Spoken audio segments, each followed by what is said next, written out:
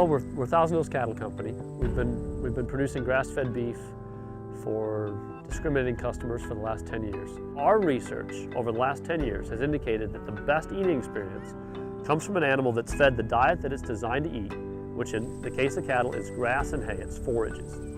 It's outside, not confined in a pen, and it's optimally healthy. Our business is based on respect for our customers, respect for the cattle. I want them to know everything that they could possibly want to know about the way we raise our cattle.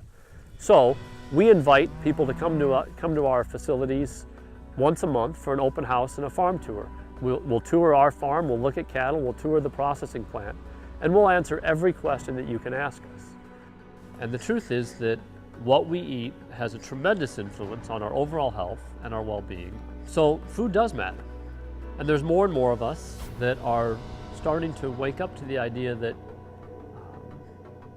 I want to know more about what I put in my body. I want to know more about what I eat, and I want to know how it was raised, and I want to know, is it going to have a positive or negative impact?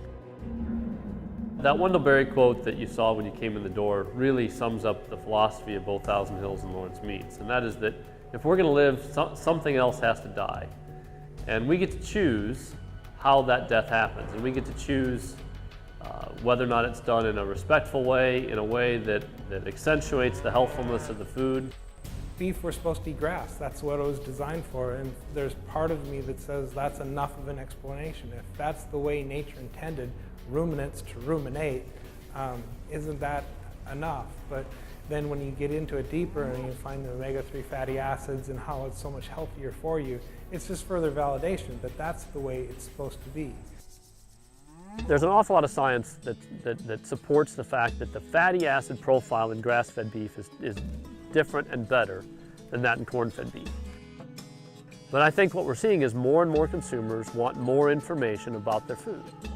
And that's part of what we're trying to do. We're trying to provide a lot of information about the way we raise our food and why we do what we do, so that our customers can know that we're buying grass-fed beef that's gonna have some beneficial health benefits for themselves and their children.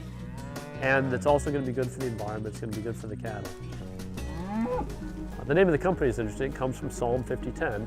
And in that psalm, God is reminding King David that, well, yes, you're the king of Israel, but I own the cattle on 1,000 hills and all the beasts of the field.